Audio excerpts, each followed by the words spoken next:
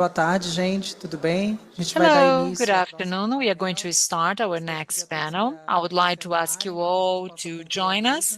so that we can invite all our Bem, panelists. esse é o nosso último painel This is going to be da our manhã. last Foi um panel painel for the muito evening. pensado, We justamente para have reunir given a very perspectivas serious internacionais thought to sobre a organize temática it, da proteção bringing de dados international pessoais frente perspective à discussão about da data regulação da inteligência protection artificial. and A the gente sabe que no regulation of Brasil esse é um artificial tema intelligence. que tem In sido Brazil, frequentemente this is a abordado em topic that diversos has been eventos, constantly principalmente pela approached, iminência de uma especially legislação específica para a because regulação de sistemas de inteligência there artificial. is a specific Eu só legislation gostaria de being fazer algumas developed for observações AI. I'd sobre a like to make dinâmica some desse painel, observations sobre a about dinâmica de how como foi the iniciada panel will todo o work. seminário como um todo.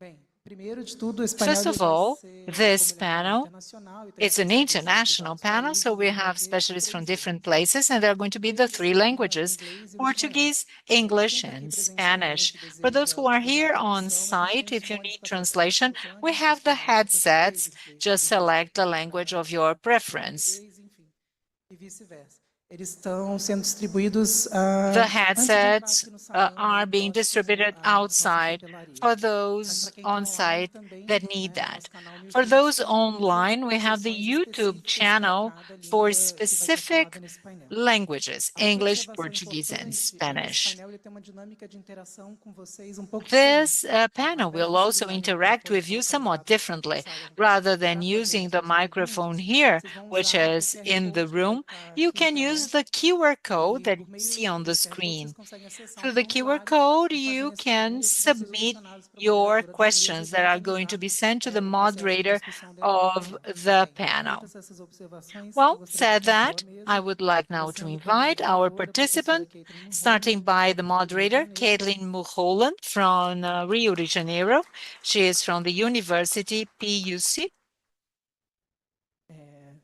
Nós vamos ter também dois painelistas We are going online to que vão estar have aqui two of our presencialmente, mas não podem panelists remotamente não aparecer no online. vídeo material. You are going to Um see deles them é o on the Gebenga screen. Cezanne, não sei One se is ele pode Gebenga aparecer Cezanne ali no vídeo, with da Paradigm Paradigm Initiative. Institute.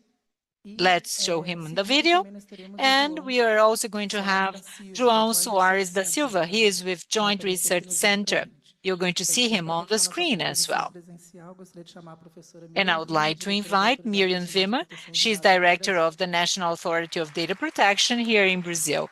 And it stands for Agora ANPD. gostaria de chamar a Let Paola me Galvez invite Paula Calirgos, Galvez Calirgos. She is from Indônia Lab. Indonia Lab. E por fim também chamar o Peter Finally, Case representando we a have Peter OCDE. Case Professor representing Peter Case. OECD. Muito obrigado. Bom painel Thank para you all todos. very much. I hope you enjoy the panel. And now let's give it to the moderator. Good afternoon, everyone. It is a pleasure to be the moderator of this panel with distinguished speakers in the area of data protection and AI. I would like to thank all our international guest speakers. Let me thank João and Gibenga, who are online, and we can see them on the big screen here. Hello. Let me quickly tell you that I am the moderator. I'm not going to take a lot of time to address this topic of our panel. But it's always important to introduce people. This panel, as Ramon pointed out, is an interactive panel. In other words, we would like to have a dialogue with all our panel members and the people in the audience. This is what you are going to use the QR code for, or they are going to use the QR code for. And of course, our panelists are also invited to ask questions and interact among themselves. As a moderator, I'll be like a teaser. Very diplomatically, I'd like to say, sensibly, I hope, I will ask some difficult questions so that we can have or try to have good answers. Something subtle, I hope. Anyway, Our panel is named Intercontinental Dialogue, Personal Data Protection in View of AI Regulation. This is a seminar on privacy and personal data. Tomorrow we are going to have a OBIA seminar on AI,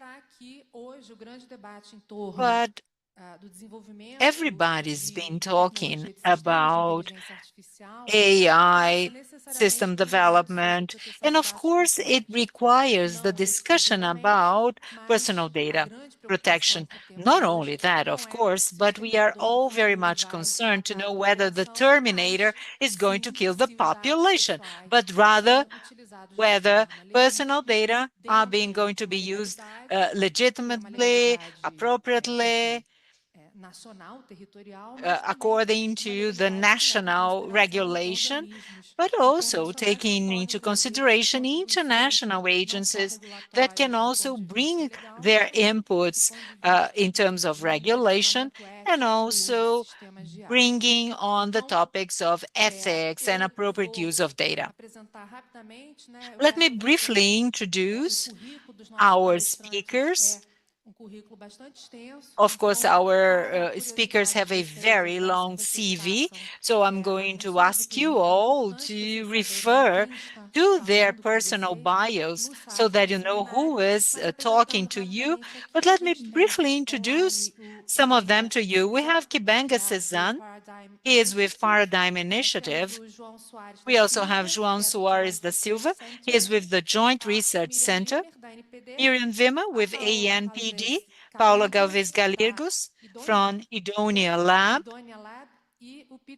and Peter Kesta from OECD. All of them, they are very well-known researchers in the area of data protection and AI, very important projects. They have published literature, they have published books. So if you are a researcher in the area, I'm sure you are going to like to get to know their work. I have set up an order so that we can really benefit from the interaction of our panelists. And I'm going to start with Miriam. Scared, startled, I'm going to start by just asking her the $1 million question. I'm going to start with general questions to each of our panel members, and then we are going to go into other questions. The first question to you, Miriam, to set the context in Brazil, in Brazil specifically, please tell us about AI regulation and to what extent the existing regulation or the prototype of regulation is doing, how it interacts with personal data. How do you see the interaction between AI regulation, personal data protection, and the existing mechanisms of regulation? Good afternoon, Caitlin. Good afternoon, everyone. I would like to start by greeting my fellow panelists, and I would like to thank NIC and CGI for the invitation. And Caitlin has also started by asking me to speak first. Well, anyway, Caitlin, that's a very good starting point because, as you all know, and as we have widely discussed, we are currently addressing a new law to regulate, a general law to regulate the use of AI in Brazil. There is one initial version, which is soft touch, high level from the Congress in Brazil.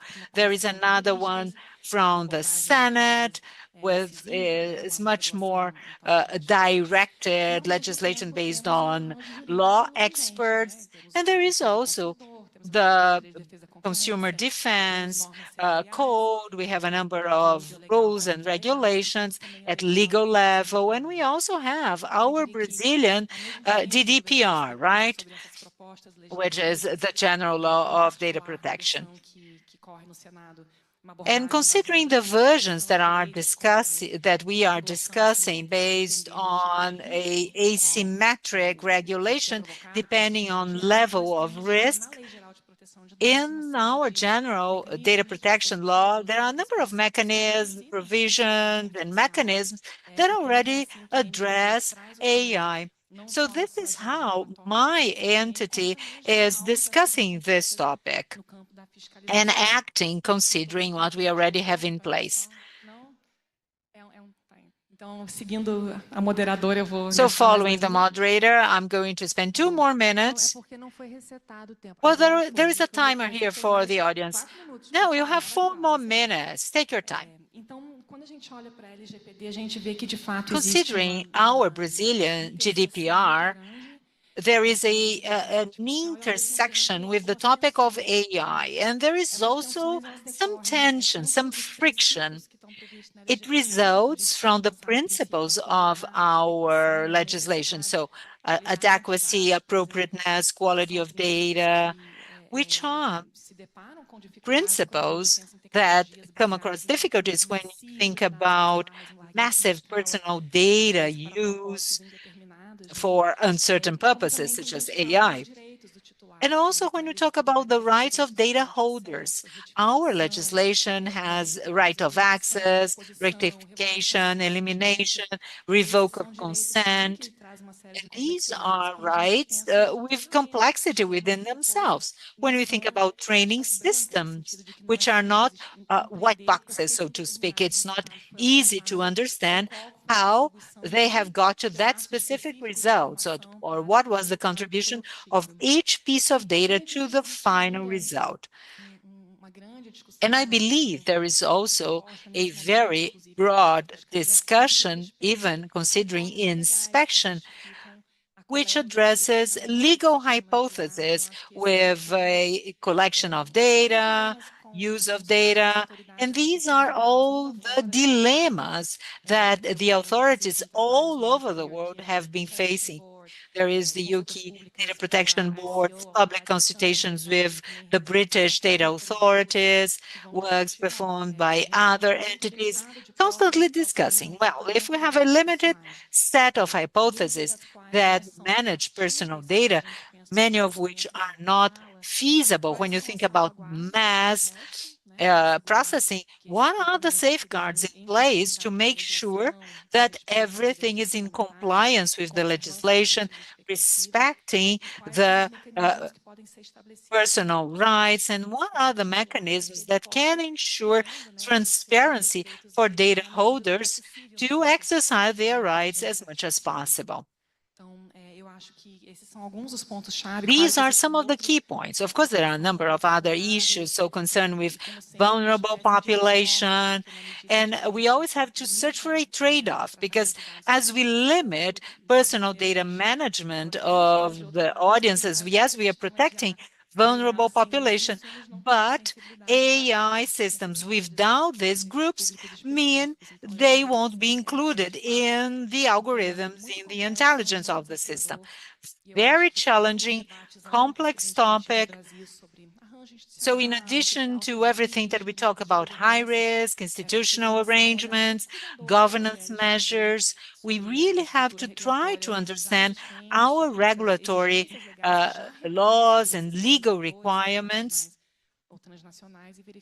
and understand to what extent we can interpret them to provide the development of AI in Brazil. We know artificial intelligence is important to all countries, but always trying to maintain the level of data protection that is required and respected by our Constitution.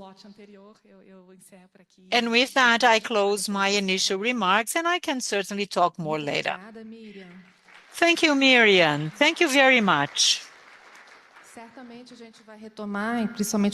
Indeed, we are going to get back, especially addressing again some of the questions that you shared, European studies, CO, the studies from the Data Protection Board, the DPS studies, which are so important. And as I have mentioned, Europe and colonized as we are, I would like now to give the floor to someone who smiles in the screen, João.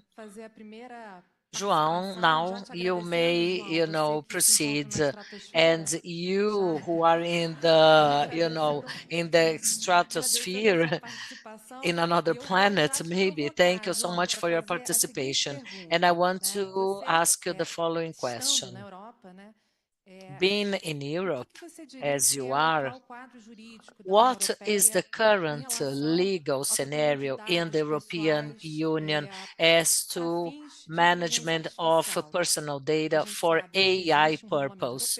We know that there is an European regulatory framework for data protection, which has inspired our LGPD, and we have a project which is on the way, which is the Act of Law 2388, which also was inspired on the European legal framework. So, having said so, thank you for your participation, and you have the floor. Now I'll have to switch to English, otherwise it's gonna take much longer, okay? I prefer to address to everyone in English, but before that, I am here speaking on behalf of my name and not on behalf of the European community. Just because to make it simpler for everyone and also for myself, because that's the language I'm used to work in. And so it's much easier for me to move like that. So in fact, the reason why I formulated the question, why the question is formulated in this way, that there's a reason for this. And the fact is that when you, and I think it very much links to what was been said right now and to the Brazilian experience as well, which is when you look at the data protection framework, when it comes to the AI and AI mechanisms and AI systems, things will not change significantly with the existence of the EU AI Act. And what you see, and I'm mostly a practitioner, I'm a data protection coordinator, so I apply these concepts on a daily basis. What you will see in the majority of cases is that you have 4 legal acts, normally that are mentioned inclusively in the EU AI Act, and the EU AI Act very clearly says it's not here to replace those acts. So they will work in parallel, and we will always have to take into consideration the provisions from the data protection provisions that apply from a data protection point of view. So this means essentially that when you look at the legal framework for data protection in Europe, things will not change because of the EU AI Act. So you will continue to apply, in this case, the General Data Protection Regulation, the Privacy Directive for electronic communications, the Law Enforcement Directive for everything that concerns law enforcement or processing of personal data for law enforcement, and of course, in the context of the EU institutions and bodies, the EU Data Protection Regulation. So all of these will continue to apply, and this means that whenever, and to the bits and pieces of the AI Act and the AI systems that require the processing of personal data, which we assume will be significant in many instances and required in many instances. But it's not, so it's not just, it won't be replaced by the EU AI Act. So it doesn't work like a lex specialis, so to speak. And this is an important element because, it's important to understand that the way the GDPR in particular, and I will focus mostly on the GDPR, has been developed is in a way to be technologically neutral so that it can address from a principle-based perspective all possible activities across the board in an horizontal manner. And so this will be the same thing when it applies to AI. Of course, the EU AI Act has certain provisions that are data protection relevant and addresses certain elements and makes reference to certain elements from a data protection perspective. You see it on the fundamental rights. I'll mention it afterwards if we have the chance in other questions, but you have, for instance, the aspect of fundamental rights impact assessments, which are very similar to the data protection impact assessments. You have the fact that it very clearly states in its recitals that data protection and privacy shall be respected from the very beginning to the very end of the AI cycle. You see many aspects of the UAI Act that are similar to the GDPR, at least in a formal way. So ultimately, I think that's, the idea should always be that, and we should have the perspective that, we will continue to apply the GDPR, we will continue to apply the data protection legal framework when it comes to the development of AI systems. There will be certain instances, but we can discuss this afterwards, where, of course, this application is not straightforward. And I think this was already mentioned right now. And I think the issues that you face in the let's say in the Brazilian context are very similar to the issues that we're facing in the EU in terms of the application of the data protection framework when it comes to such complex systems, such as those of artificial intelligence. And in particular, we've been seeing this with the so-called the subset of artificial intelligence called generative AI, and this has been very interesting now to see how this has been affecting the discussions around it in terms of data collection, in terms of the lawfulness and so on. But we can address this at a later stage. But so we will continue to follow up on the GDPR, and we need to see whether the GDPR, what are the mechanisms that the GDPR in particular, but also the other acts I mentioned, will have when it comes to the processing of personal data, and how they will relate to the UAI Act, which is 1 month old right now.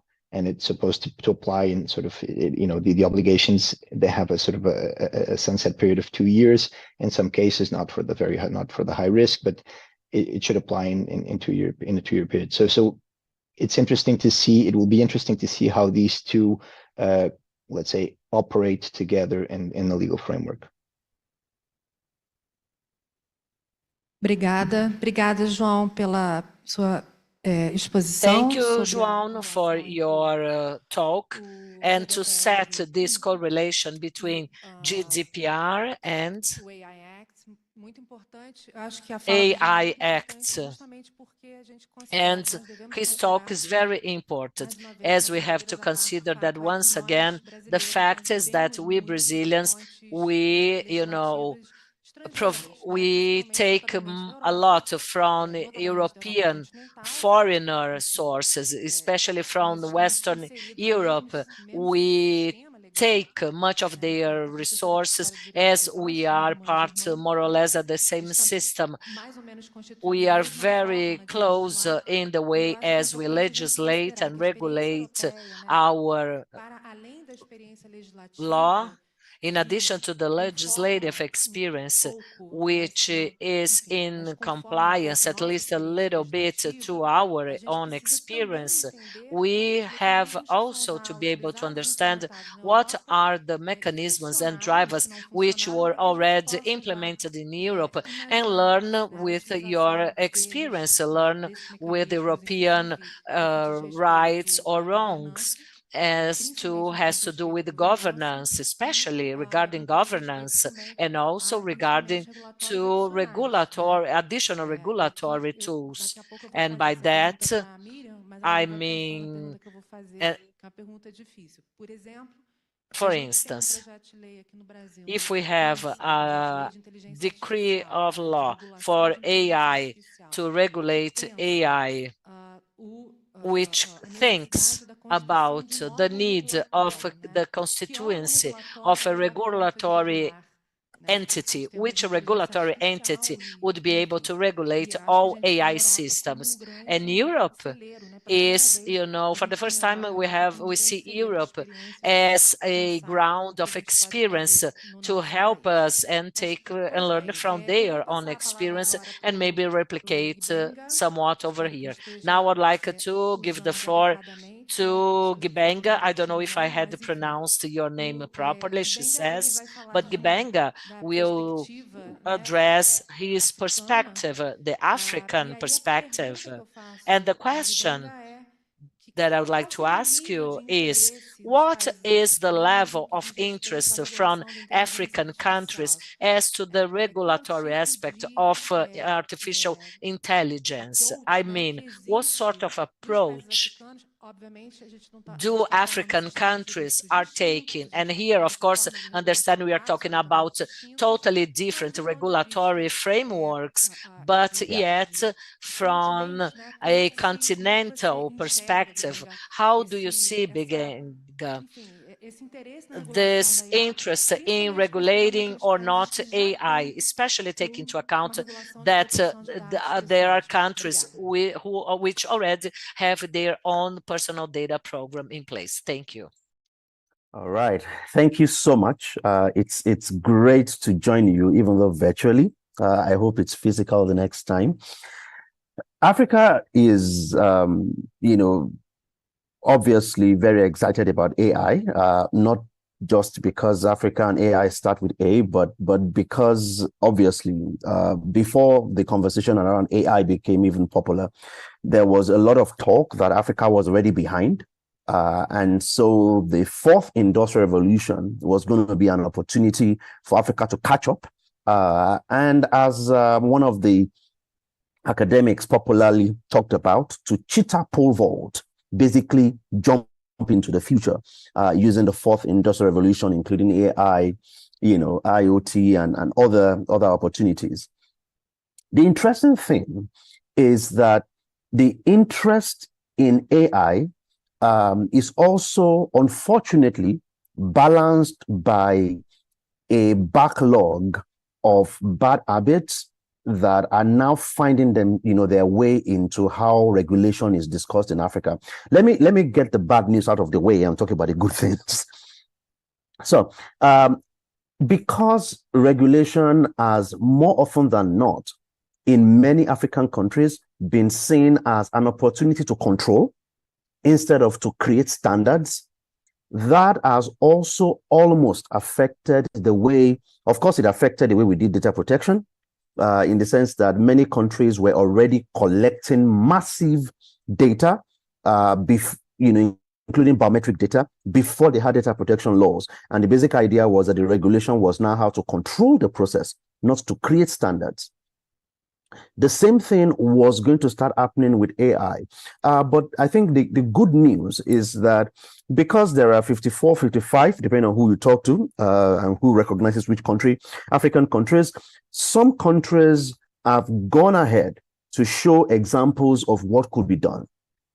So, for example, Egypt, Rwanda, Mauritius, Nigeria, Kenya, Ghana, and a few other countries have gone ahead to actually develop AI strategies.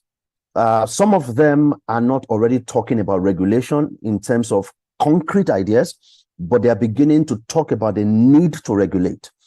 Of course, like I said, there's unfortunately the fact that there is almost an assumption that regulation means control instead of talking about standards. But that aside, the last few months have been very busy on the African continent.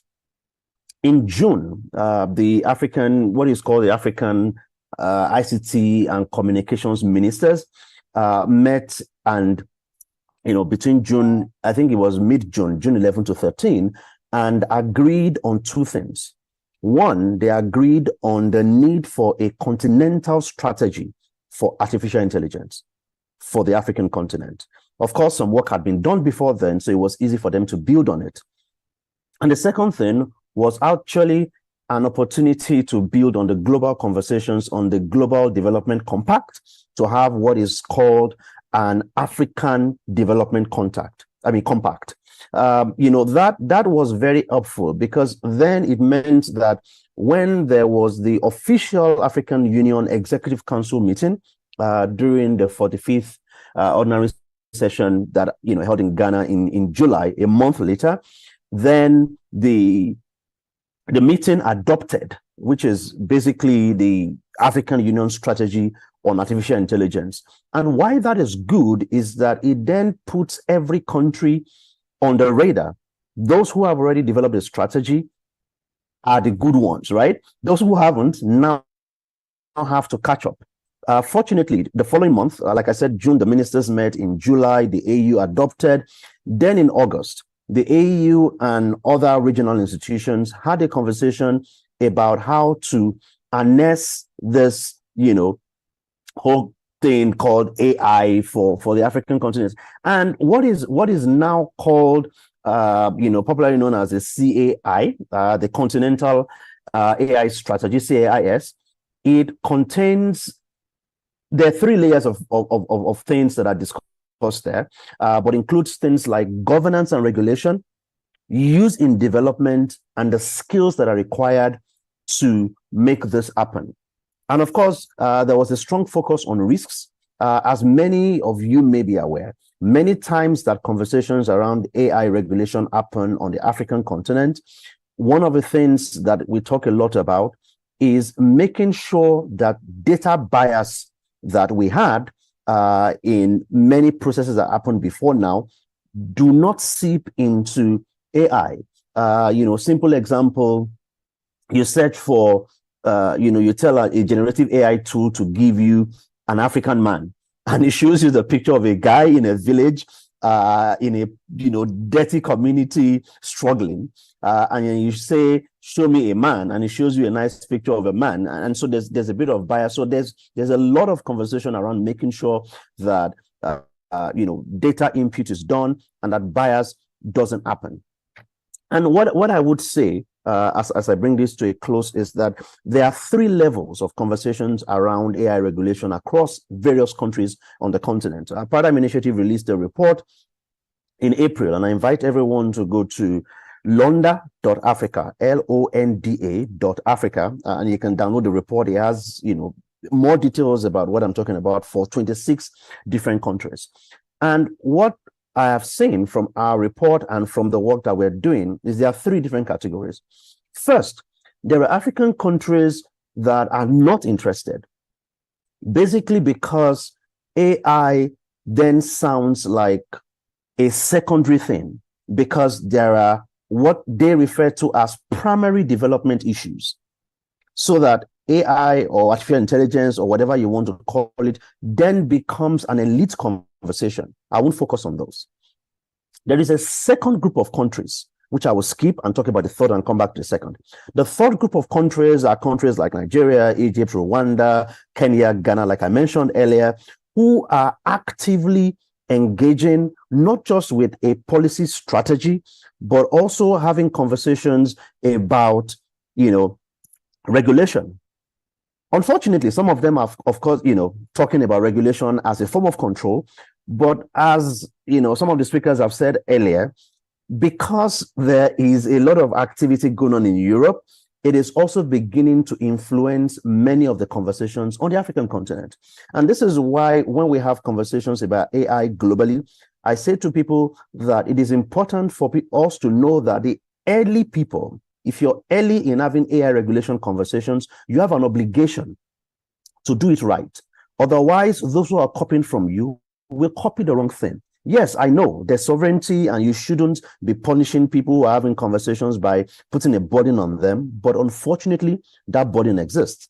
And the second group I skipped earlier are those who want to discuss AI, want to discuss regulation, but have the backlog of problems from the data protection systems they had, where it was more about creating control, where it was more about clampdowns, and that is now beginning to seep into conversations about AI.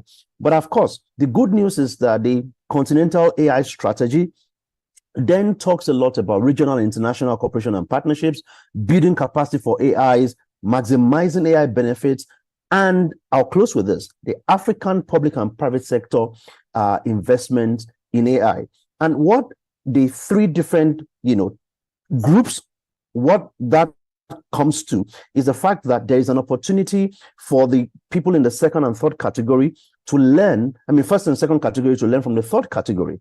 And for those who are in the second category, for organizations that are in civil society or in the private sector to then use lessons from what they are seeing from existing countries that have done things, at least have taken action, to then advise those who are not doing anything.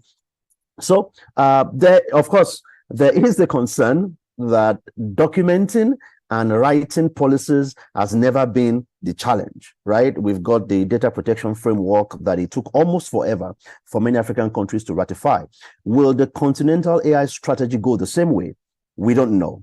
But the good news is that the more we have those conversations on a global level, the more we have a lot of pressure on countries on the African continent to do something so that they are not left out. And I'll close with this.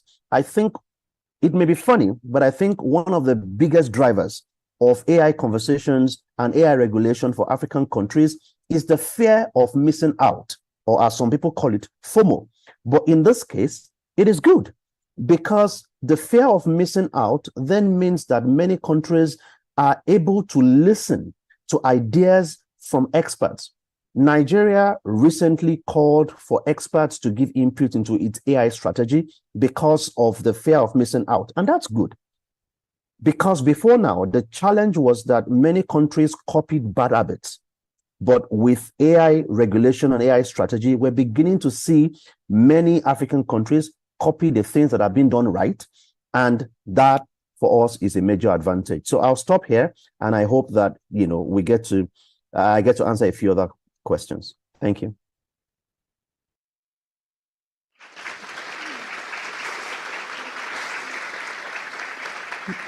Muito obrigada, Thank you. Thank you very much, Kibenga. I've already written down some questions that I'll have to ask you later. Let me now hand it over to Paula, and she's going to tell us about Latin America. Paula is from Peru. She lives in Paris, and she's going to answer the following question. Please give us a general overview about data protection regulation in Latin American countries. And how do you see AI regulation in our continent? Thank you. Thank you. I don't speak Portuguese, I apologize, but I understand Portuguese quite well. I'm going to speak Spanish. You said that this is an interactive opportunity.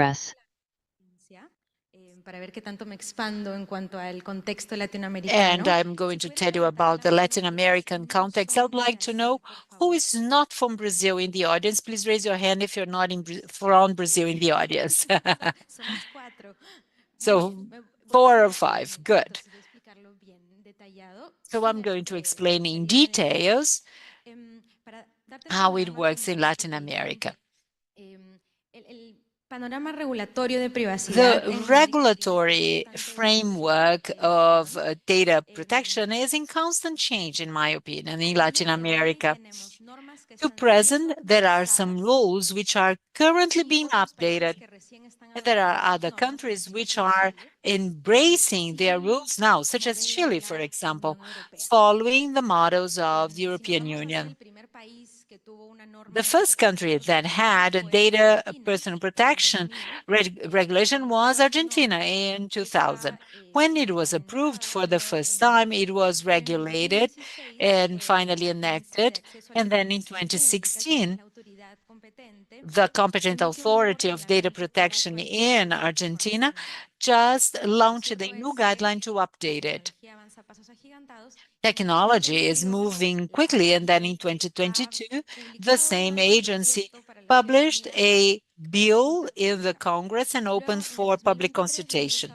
In 2023, it was brought for voting by the Congress, and it's still being analyzed.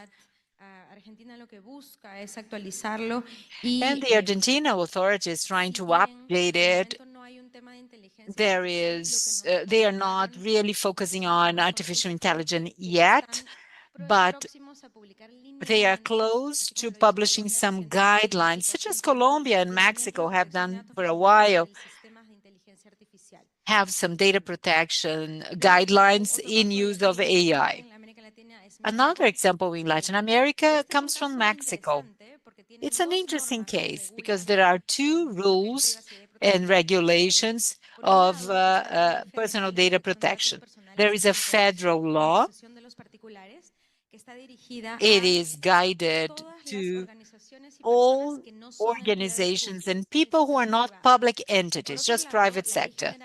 And there is the Personal Data General Law for public entities. It was passed in 2017, and the National Institute of Transparency in Mexico enacted and regulates it. It has been in place for a while. The first rule was in 2010, second in 2017. And in different situations, the authorities have stated that they would like the rules to be updated. But considering that this is a long-term process, they have already issued some recommendations for use of personal data protection in AI systems. And they are very much involved in discussions in Latin America. They have recommendations. They have a number of guidelines for the use of data personal protection in AI research projects. And it has recently published as well their use of UNESCO methodology, and they recommend the update of their current methodology.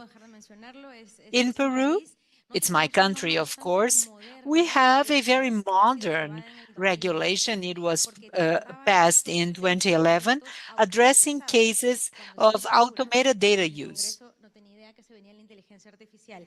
Nobody was thinking about artificial intelligence at that time, but they thought about technologies such as cloud storage. There is no specific AI rule in Peru. There is no firm decision yet, but everyone recommends the use of data personal protection legislation. But nobody is going to expect for any law to comply with the principles of personal data protection, which are applicable and fine. You have asked what is the current status of data protection in Latin America. Well, there are some ongoing projects.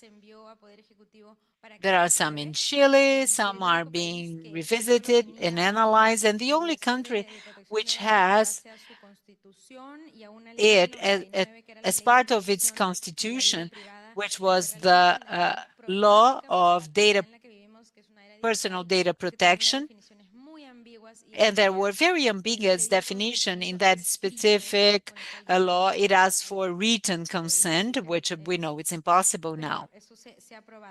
That was the case in Chile. They also had an ongoing discussion. So as you can see, now everyone is talking about explicability of systems, transparency. Some of those systems are black box, but we have to know how they have been created. There is one disposition in the Peruvian law which talks about objective management of data. We as citizens, we can ask why an automated decision has impacted me. So we can ask what was behind it. It's also known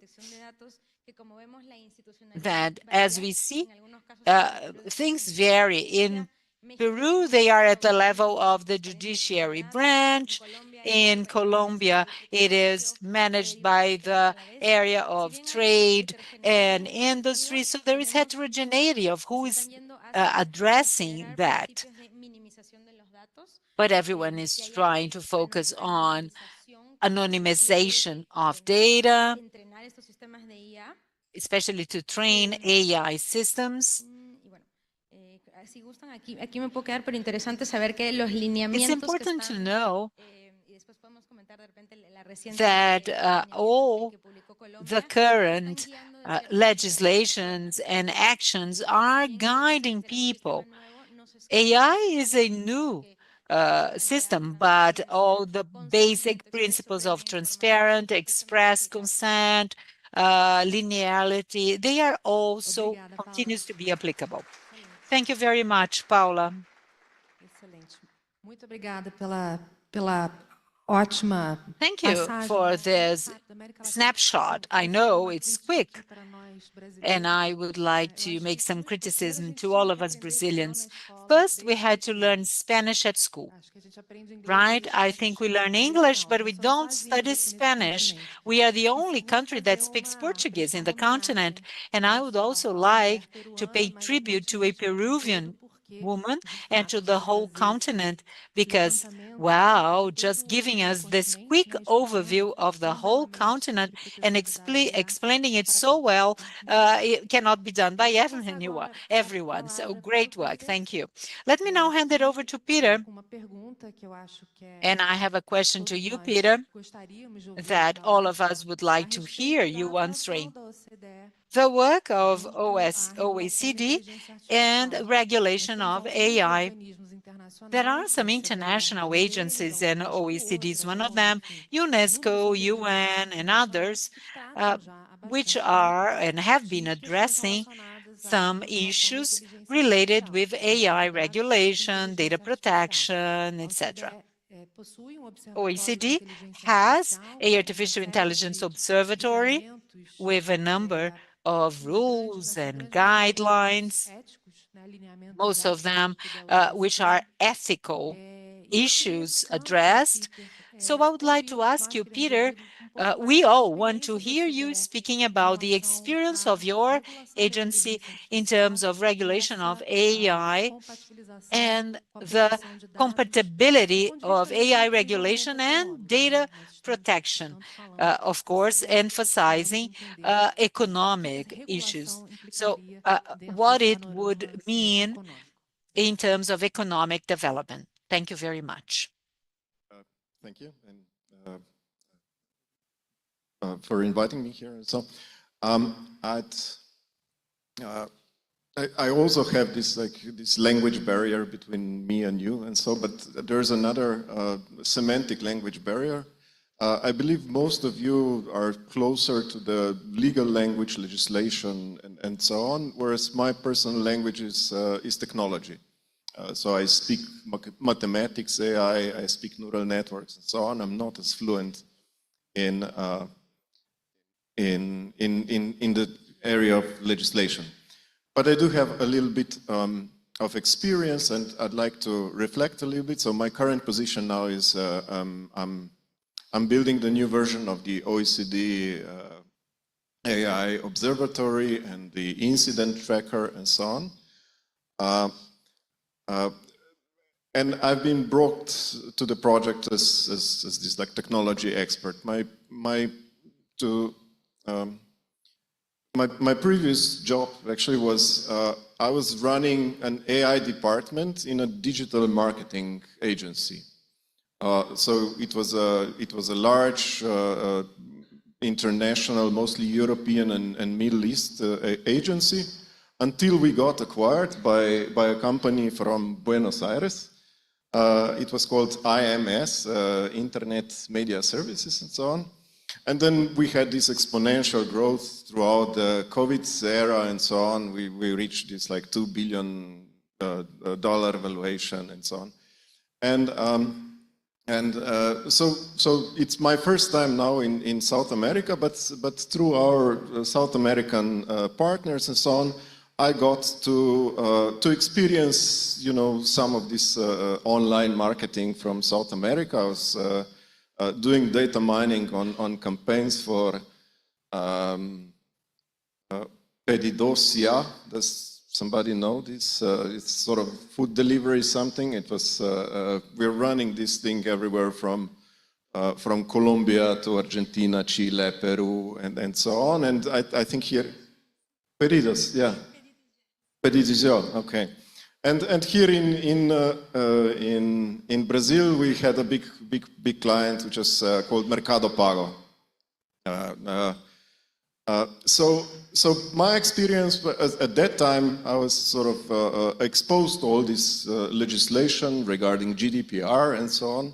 I was cursing a little bit because I couldn't get really good quality data. So the feedback that I can give is that GDPR actually works. There was no way that sort of like, I could get any valuable personal information for like out of any of these markets. So from this perspective, I'd say GDPR was a clear success story.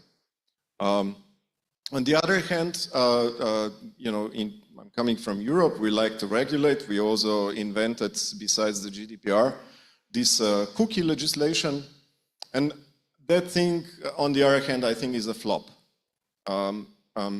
It's not really protecting people because people are not reading all of these, cookie consent forms, and so they're just like blindly clicking on something. All of this could nowadays be handled by technology. Like, you could instruct your browser what kind of protection you want, and it would talk to the website on the other side and made the contract automatically.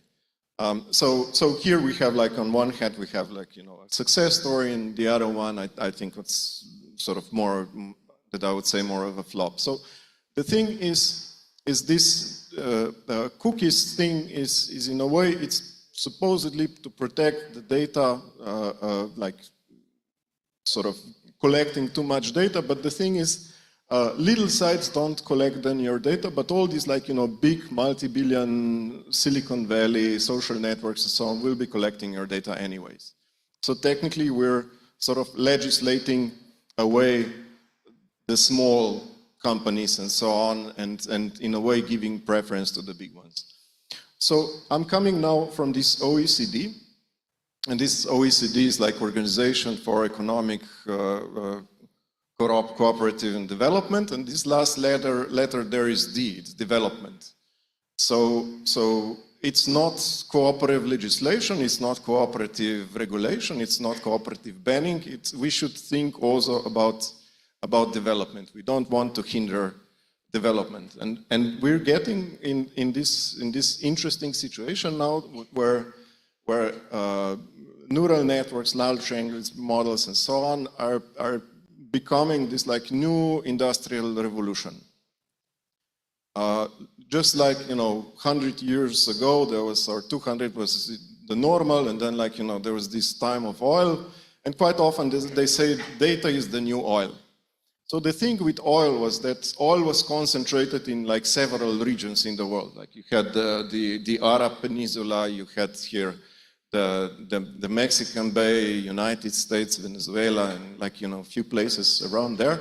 It was not accessible to anyone, and it made a huge impact on how global economy works.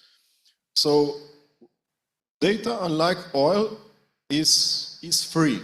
And you can get it everywhere.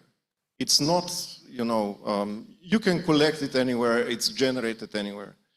But the way things are happening now is all the large language models and all the companies are either in Silicon Valley, and there's a few in China, nowhere else. So with all these data protection acts, like European Union will be, I think, investing like 7 billion euros into AI research, data centers, GPUs, and so on. The thing is, one is in Europe, we don't have even 1 billion, like even one AI company that had, like, $1 billion invested, whereas, like, in United States, there are these, like, 10 billion, 100 billion companies sort of investment. May I extend for a minute? So the thing is, okay, so once Europe builds these data centers and allow companies to access it, the thing is we're pretty much figuring out those companies cannot get the data because of all these data protection laws and so on. So it's unclear if we can innovate, and it's unclear if we'll have looks like industrial revolution. We'll be buying stuff that's produced in United States and in China, and everybody else will be on the other side, sort of just allowed to consume this new stuff. So to conclude, and what I would like to sort of to give you this picture is that, you know, we're often thinking of when we're regulating this AI data as the success story of the GDPR, but I think we may be going actually in the direction of these like cookie consent forms. It's not likely that, like, you know, our countries will be stronger if we're protecting this data as much. It's a really complex form or a topic. I do not have all the answers. I just think that, like, you know, relying on the experience that we had with GDPR may be the wrong one. And to conclude, there was, as I mentioned, I made this analogy with oil. You know, Brasília doesn't have its own oil, but you manage to, you know, turn sugarcane into gasoline. So maybe you can lead the data and let's say legislation regulation story in a way that it actually also leads to development, not just prohibition. Thank you.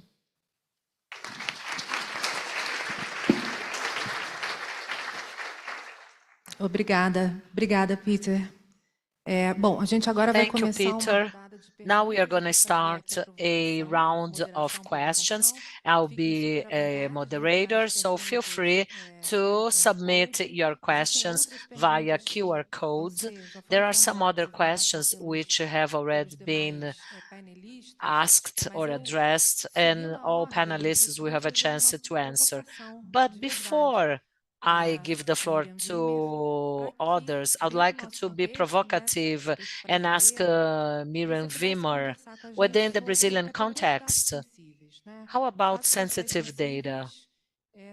Personal sensitive data, as we all know, they are qualified data which is especially qualified according to the general data law protection, as it acknowledges some existential features which will characterize the person deeply,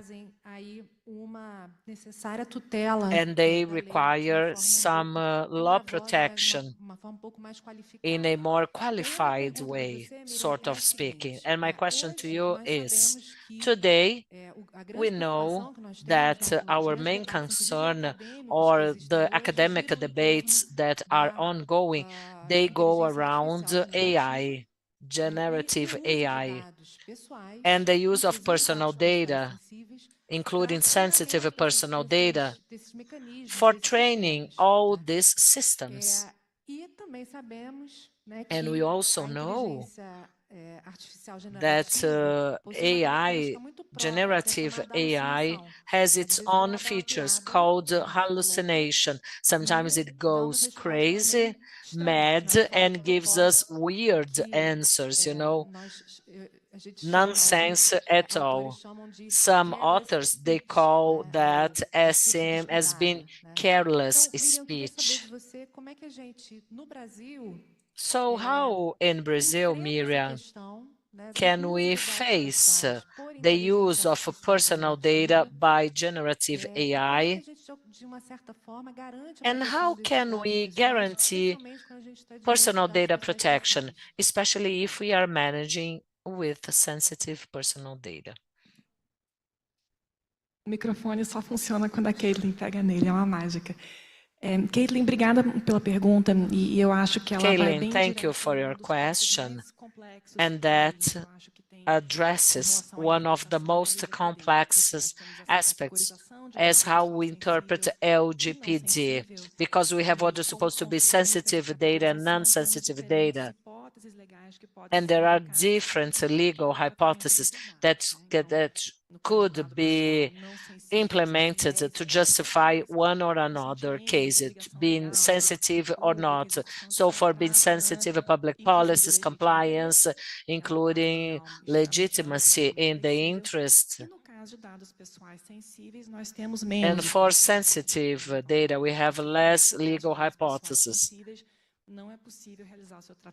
And in cases like that, it's not possible to manage it in face of our legal interest. Large management models and AI, they have a huge volume of data, and usually that is achieved by web scraping, where a robot will scrap everything that they find in the internet, and this volume of information is used for system training. In social media, this robot moves around that wall garden, but in other cases, the internet is open source. And for models like that, this model of data collection is not the best one. If I cannot have legitimacy in my interest, if I'm connecting data, how can I guarantee that there won't be sensitive data management? And if so, which would be the hypothesis to frame such? We have several countries' authorities, like there was a recent consultation by the UK last May, where the GDPR, they had 6 legal hypotheses. The only one that was, not quite was the legitimacy of interest. And complexity relies on the fact that there are some GDPR exceptions. Sensitive personal data may be managed if there is any public interest for such a management. If I have a generative AI system and I ask, who is Barack Obama? It's going to say Barack Obama is a black man, former USA president, and so on. In Brazil, we don't have exceptions like that being clearly exposed in our LGPD. Article 7, which addresses non-sensitive data, they talk about the hypothesis of personal data, which will not need any consent. And if the holder, but anyhow, the management has to take into account overall principles, the LGPD framework, but this is a clause that is included in Article 7 and not Article 11. So will that apply also to sensitive data? No, not quite. Legislators, they defined that sensitive data is a data which will represent a greater risk. And similarly to that, some authority says if you are using legitimate interest or justifiable interest, we have to justify and define some safeguards to clearly rule those data out, or in case they are collected residually, then you may apply identification techniques associated to mechanisms of a high level of transparency. I mean, a toolkit which will decrease the level of risks. But in addition to the legal aspects and different interpretations, what are the best techniques? What are the best safeguards? On one side, I want to protect them, but it might also have some public interest for that if we are careful enough. So this is an aspect which, brings too much tension and stress to be discussed legally. And with the support of the technical community, and once we identify the best safeguards, I haven't seen that much in the public debate, but this is what ANPD oversees in case of investigation. There is a case which involved Meta, and a preventive measure was issued by ANPD, which is not yet an administrative sanction, is just a measure anytime we foresee a risk towards legislation. And as part of the measures, there were 4 components, and one of them was addressing legitimate interests, which could be incidentally being collected. Others had to be with transparency, children, adolescents, and more recently, ANPD understood that we could suspend that preventive measure. This is a plan which has expanded the level of transparency in addition to adjustments, email notifications, the commitments of not managing accounts from children and adolescents accounts, neither not to perform any inference at holder accounts, and just treat available and just manage available data. And ANPD understood that they could suspend that preventive measures as it seems that the risks are being mitigated. But ANPD does not say that, okay, you can use it because we still have to respect legitimate interests and there are safeguards to be respected. Therefore, this is still an issue to be solved. And this is a hot topic in our regulatory agenda, and it is a topic that very soon will be granted some sort of subsidies to support it. And I guess that we have to reach some balance, ensuring quality of data to support AI systems, and also to respect that classification made by the legislator themselves. So I hope that the experts may help ANPD to help such an issue. Thank you. So I've thrown the question because the question would be asked anyway. So we better ask those, delicate aspects with love and care. And thank you for your answer. In my opinion, this implies so much complexity, which I am not quite sure about which position to take.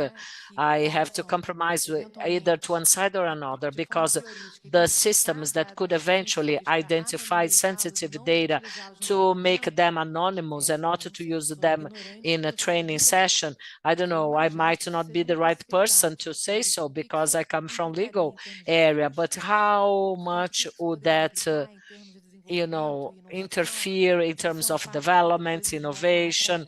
I know that is a subject that João is the best person to talk about. But let's keep going. And now I go straight to João. What would be then the main complexities?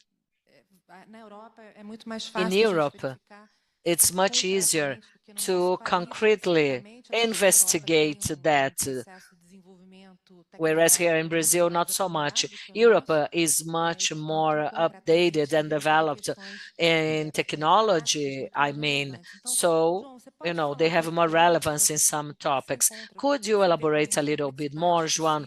What do you see as complexities for managing data, personal information, for managing personal data and AI? Okay, many thanks. I would like to also just react to something that Miriam just said regarding the legal basis for sensitive personal data, but I will do so because it's actually one of the complexities. I think, to be honest with you, the first complexity starts with the definition.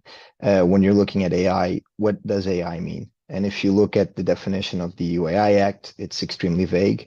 If you look at the EDPS orientations on Gen AI, you will see that they provide a definition of Gen AI that is extremely useful, for me, the clearest I've seen so far, and still extremely complicated because it goes from a subset of Gen AI to a functional model, to an LLM, which is a type of functional model, to a neural network. So it's always extremely complicated there. So that's, from my point of view, the first complexity is, what are we talking about when we're talking about AI? What is the definition? It's so broad, and we have a tendency to throw so many things into the same box. And when you're looking at it from the data protection perspective as well, it makes it a world of difference. If you look at Gen AI and you look at, for instance, what Miriam just mentioned on the scraping activities, you have to look at the different steps of the procedure. You have to look at training, you have to look at the development, you have to look, or the collection, the training, the development, the implementation, then you have to look at the inputs, the outputs. So what is it exactly that we're talking about when we're talking about AI? That would be definitely the first thing. Then you need to look at the different principles. And I think here the GDPR offers an excellent overview of what you should be looking into, especially when it comes to such a sensitive topic like AI. And by the way, thank you so much to Peter for saying that the GDPR is a success story. I've been to many of these conferences in the past, and I think that's the first time I've heard that. So I'm very happy, I agree. But so when you're looking at the principles of the GDPR, I mean, you're looking at things like fairness. You know, how do you ensure fair treatment of the data, fair collection of the data? How do you ensure fair processing of personal data in the context of an AI system where you have, for instance, and let's give the example of Gen AI, which is what we're always talking about right now, when you have a massive data collection for a foundational model to train a neural network. How is it fair? How do you go through billions of data points? And how are you able to determine the fairness level? How are you able to determine the accuracy aspect? And you've seen already in Europe a complaint by NOIB, none of your business, from Max Schrems, against the lack of accuracy of ChatGPT in April 2024. The necessity and proportionality. How do you determine what data is necessary in relation to the purposes for which you're collecting it? How do you do this triage? And you mentioned, for instance, should we have mechanisms that go through this type of data sets, which already means that you're processing personal data, most likely. So you already need a legal basis for that activity itself, and then anonymize it. And then you start the discussion on anonymization, which is an entirely different world. You're going to have to know, is that true anonymization, or are we talking about de-identification or pseudonymization? So it really becomes messy at some point. And you see this, for instance, when, recent agreement between Google and Reddit, you're talking about, I don't know how many millions of data points. I don't know the specifics, but I assume a lot. And so, how do you ensure that necessity and proportionality? Accountability as well. Who is responsible? If someone develops a system and then, it trains a system, let's assume a Gen AI system, are you then responsible? Who are you then responsible when you're using it? Are you then responsible as a controller for the outputs? When you're talking about a neural network, for instance, that is a probabilistic system, and that really it doesn't work at all like a database. So, who is responsible here for this processing of personal data? If you have some kind of unlawfulness, or if the data is inaccurate, or if it in any way doesn't comply with the data protection provisions, then of course you come to I would say, the big elephant in the room, and I think Miriam addressed it very well before, which is the lawfulness aspect. And I think lawfulness is key, because when, regardless of whether you're talking about sensitive data or not, yes, sensitive data has, because it's sensitive, at least in the GDPR, a specific set of elements that require a higher level a higher regulatory level, a high application level in terms of compliance. But when you're talking about normal data, if you look at the legitimate interest, and I don't know how it's in the Brazilian legislation, but in the EU, in the GDPR, it's clear. You need to have an assessment of the legitimate interest of made between a balancing exercise, they call it, between the legitimate interest of the controller and the fundamental rights and freedoms of the data subject. And my question is, when you're collecting millions of data points, and it's established, and I spoke to scientists about this, that were computer scientists that have been working on development of models in Gen AI, and they confirmed that indeed the more data you have, the likelier is that the model works better. So the idea is, the more data you have, the better the model works. So, how do you ensure that this balancing exercise is properly done when you're talking about all possible data sets and all possible data categories, including sensitive data? How does it work? And even if, when you go into manifestly made public, and this is to comment on the points that Mayor made. I mean, it's not as easy as saying manifestly made public, which is something that, you know, how is it manifestly made public? The EDPB has guidelines on this. If you go to the targeting of social media users guidelines, you'll see that they have a list of criteria that you can use to assess whether, you know, manifestly made public is really what it means. But when you look at, for instance, a technique like scraping, you know, and that goes into, that creates accounts to scrape data that you've put on Facebook, but you didn't really know it was being made public because you don't really understand the definitions. Is that manifestly made public? And we're not talking about public figures, we're talking about, you know, everyday people. Same thing with the substantial public interest. Substantial public interest, yes, but rooted on union or member state law, and subject and proportionate to the objective that it intends to use, and subject to several safeguards. So it's not that easy. So when you start looking at the legal basis and at the lawfulness for the processing of personal data in this context, from my point of view, from a strictly practical perspective, I don't know how this is done. And you see this also on the EDPB released on GPT task force report recently. And, you know, they specifically address this issue on the lawfulness. And you see that, you know, you need to look at the different stages, but they're not conclusive on, you know, whether it's lawful or it's not lawful. That's normally not how things are done in this type of guidance. But definitely they raise questions as to what type of legal basis you can use in this context. So I think that's definitely something that you need to take into consideration. And you see that the the UAI Act doesn't offer a legal basis for the processing of personal data for the training of AI per se, although it does have, in some cases, some legal basis for sandboxing.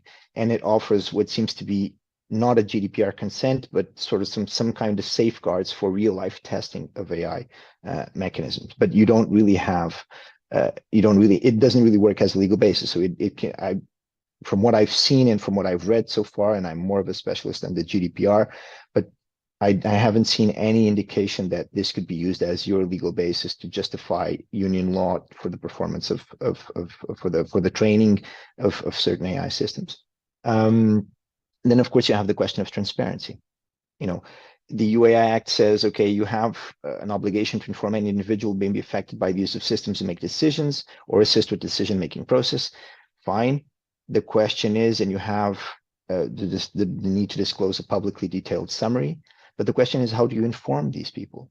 And you see that, for instance, in the DDPB opinion on this matter, they mentioned the fact that, you know, it's unlikely that you can inform everyone, so you can rely on one of the exceptions on information to the information of data subjects. But still, the same thing with, you know, how do you exercise data subject rights? How is it possible? The UAI Act again says, you know, you have to envisage additional safeguards to ensure predictions, recommendations, or decisions can be reversed, and the personal data of people can be properly protected and, you know, and deleted if necessary. But think of a Gen AI module. How can this be done? Think of a neural network. Can this be done, for instance, via a fine-tuning process? I'm not sure. There are different techniques that are being used now to retrain or to fine-tune neural networks, but can you use it as a data subject rights tool, for instance? I don't know. I don't have the answer. We're looking into this, and I'm looking more into this specifically, but I don't have the answer so far. So you have a problem with data subject rights. You also have a problem with responsibility or accountability, as I mentioned before. So who is responsible? So who takes the fall in this case?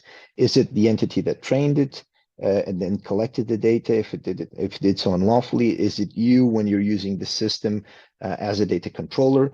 What is the relationship between you and the company? Is it just controller to controller? Is it in some cases joint controllership? If so, in which cases? And you know that in the EU jurisprudence, the notion of joint controllership is very wide and can be applied in a very wide manner because the criteria are actually quite open, depending on how you interpret them. Then, of course, you have the safeguards. What safeguards can you implement for the protection of users in particular of these systems? If you think about it, you know, especially when you reuse the questions that are made and the outputs to fine-tune the models that you have already developed. If you do that, I mean, how to what extent, what kind of safeguards can there be? What kind of safeguards can there be against the collection, the indiscriminate collection of data for the training of this type of systems? So this is the kind of thing. And then, of course, it clashes with something that Peter said before, which is innovation. So how, if you want to implement all these measures and you want to prevent or to at least safeguard or regulate a lot of this, how exactly does it deal with, how exactly does it go into the issue of innovation and you losing the train to the US and to China on the development of AI? So all these things, all these are, you know, very legitimate questions. And as you said, a very, very complex thing. And of course, you have the control authorities and you know, the distinction between the DPAs and would you have the market supervisory authorities, they're called in the UAI Act. Sometimes they're going to be the same, sometimes they're not going to be the same, depending on the appointments.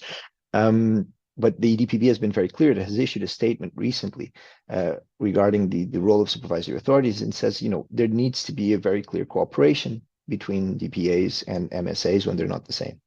And so, okay, I still have 4 minutes.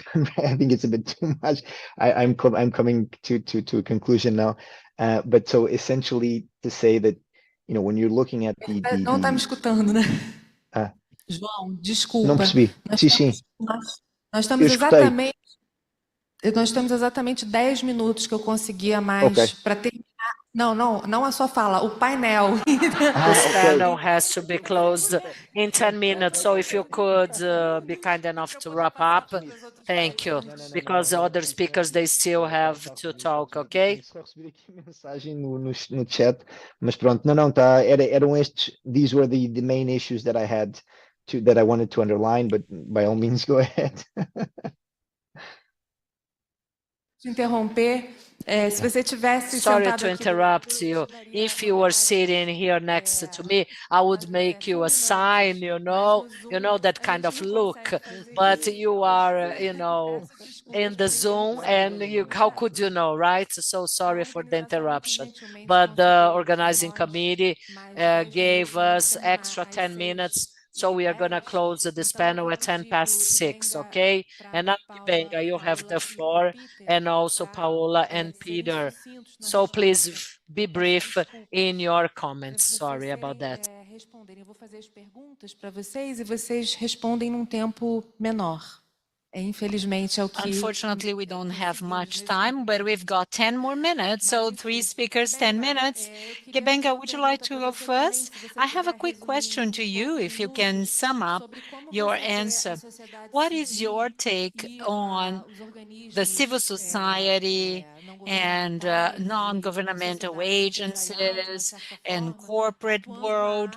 How do you think they are working in the African countries in terms of advocating for the regulation of artificial intelligence?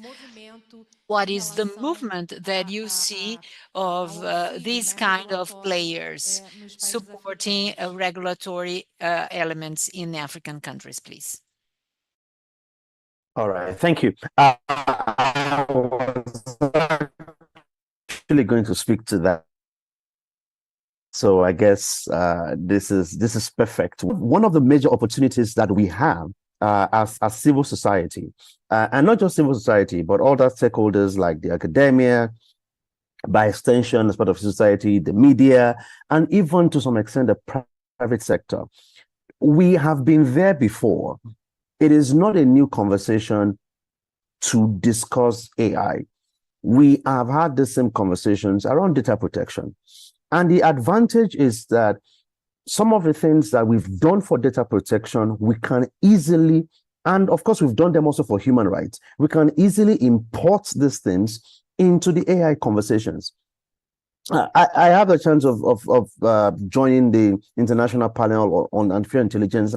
This is one of the first things I shared, to say that we've got the Human Rights Impact Assessment Framework. We've got the data protection or, impact assessment. And we can take advantage of that for the conversation we're having about regulation of artificial intelligence. We have those frameworks already. So the two things I want to talk about very quickly is, number one, we have something to build on, which is that we have these frameworks that we've used in human rights, we've used in data protection, and we can adapt them for the conversations we're having about AI deployment and AI regulation. Now, my second, point, and this is where we'll close with this panel, is that the conversations that have been most useful, and I'm going to use a word that, many times we have overused, which is the word multi-stakeholder. But basically to say that every stakeholder, everyone, civil society, private sector, government, must contribute in almost equal measure to the conversations we're having. Governments that make civil society participation secondary are going to make mistakes. And those mistakes will cost the country and cost everyone. Conversations must be reinforced by various stakeholders. The advantage that we have now is that there is a lot of interest in artificial intelligence. There is a lot of new knowledge being acquired, and we need to take advantage of that. There is a lot of advocacy being done by civil society on, making sure we avoid bias, making sure that we are not discussing control or clampdowns when we discuss about regulation, but we're talking about creating standards. And I think this is absolutely important. So those two things. Number one is the fact that we have frameworks already we can rely on. And secondly, we must make sure that there is almost equal contribution from all stakeholders. It must not be a government-led process. Otherwise, it becomes about politics. It must not be a business-only led process. Otherwise, it comes only about profit. It must be about the best benefit for everyone. And that way, everyone must be involved in the conversation. Thank you.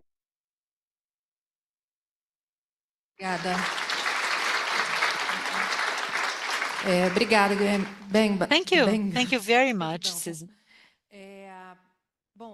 Paula, Paula, I'm going to hand it over to you now. And I have a question of some questions that had been asked before. What's your take on the participation of international organizations such as UNESCO, which is constantly present in ethical regulation, ethical documents? What is the contribution of UNESCO and other international players in the regulation of artificial intelligence at the regional level? Before answering that, I would like to make a reference to something that Gebenga mentioned, which is very appropriate and extremely important. We have to bear in mind that to regulate artificial intelligence, we have to do it in multi-stakeholder initiatives. And as Gebenga has said, and we see that happening, right? Because many policymakers, I used to be assistant to a secretary of digital regulations in Peru. And in Peru, we have a sentence that we have to walk your talk, in other words. It's something like that, right? We are creating public policies, but we are not dealing with technical aspects or mathematics. So we have to bring everyone on board. We don't know about mathematics. Let's bring technology on. A technology cannot be used unless we hear how the civil society is going to use it. So we have to bring them on board for the discussion. Companies are extremely important because they are going to bring productivity.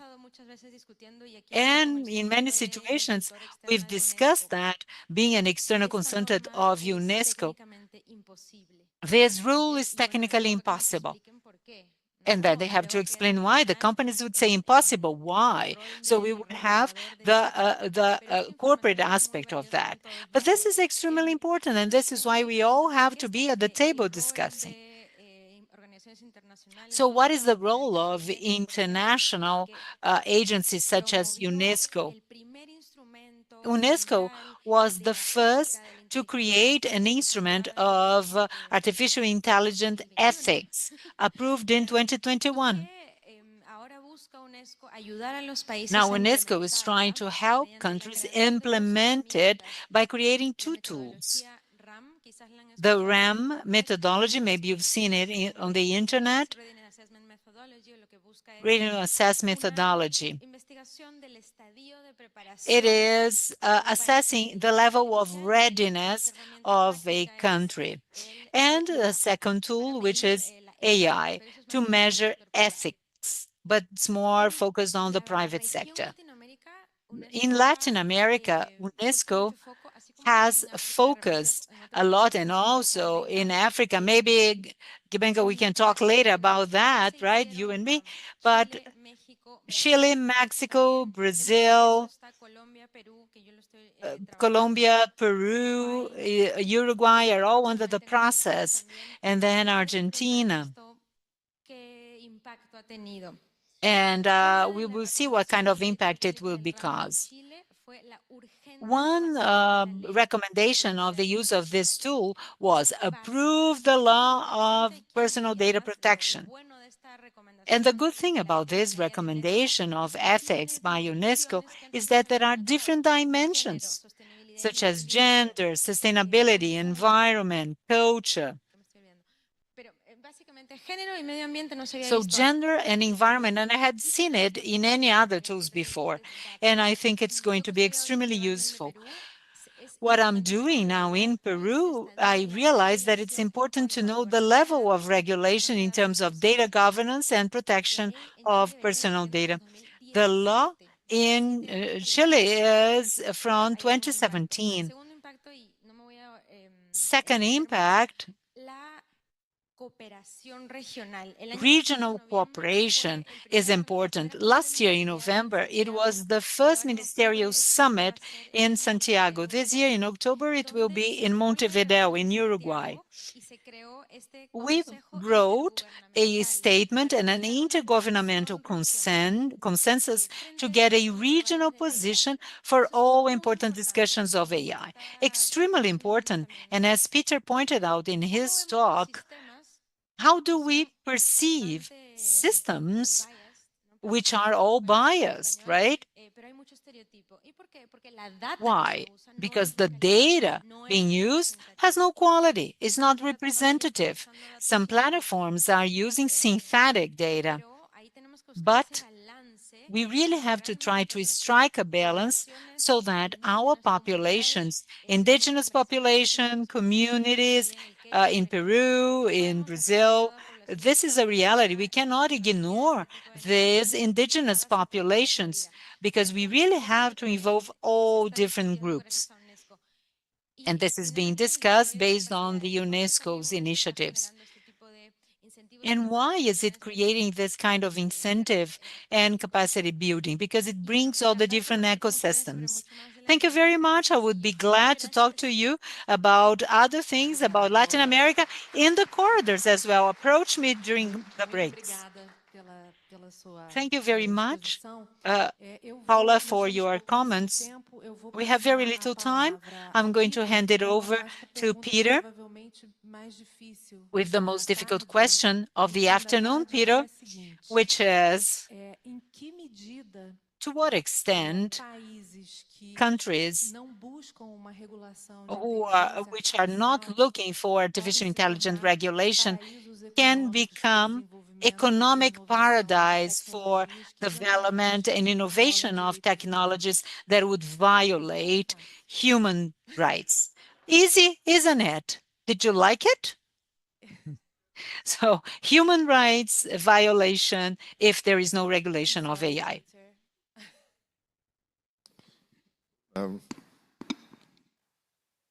It's an interesting question.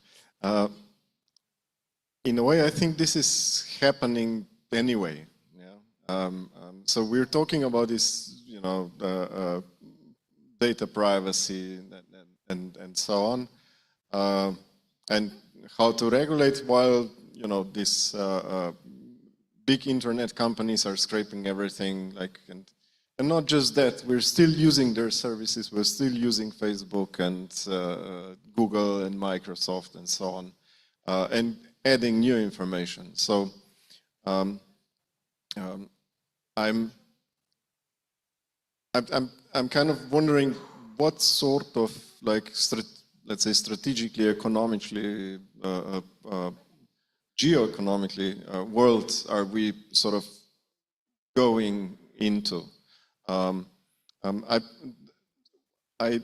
kind of sense this, like 100 years, 200 years ago, Europe had these colonies all across the world, and Europe had industrial revolution. They could produce little things like mirrors and scissors and needles and knives and so on, and send them with a ship across the world and get paid in gold. So the question to me is we're also turning into a world where there's going to be like 1, 2, maybe 3 these AI superpowers that will all use their services and give our data back. But I don't I'm not really sure that this is the world I want to live in. So yeah, that's just, I don't have an answer. I actually think that I'm not sure that with this regulation that this is, I mean, it's a necessary and obvious step, but maybe, just maybe, the thing is what Einstein once said, you're not going to solve the problem with the same mindset that you used to create the problem. So maybe we should think a little bit out of the box here. Thank you. Obrigada, Peter. Obrigada. Eu acredito que Well, thank you. I have a huge message here saying time's up. So I'm going to close this panel. I would like to thank all of you and tell you that we still have got so much food for thought, right? So many unanswered questions, or questions that were answered as well as they could. So let's think together, let's read together, and think about further alternatives. Thank you all very much. Thank you, João. Thank you, Benda. Thank you, Peter, Paula, Miriam. Thank you very much. See you next time. Thank you, everyone, and bye. Thank you. Bye-bye. Thank you so much.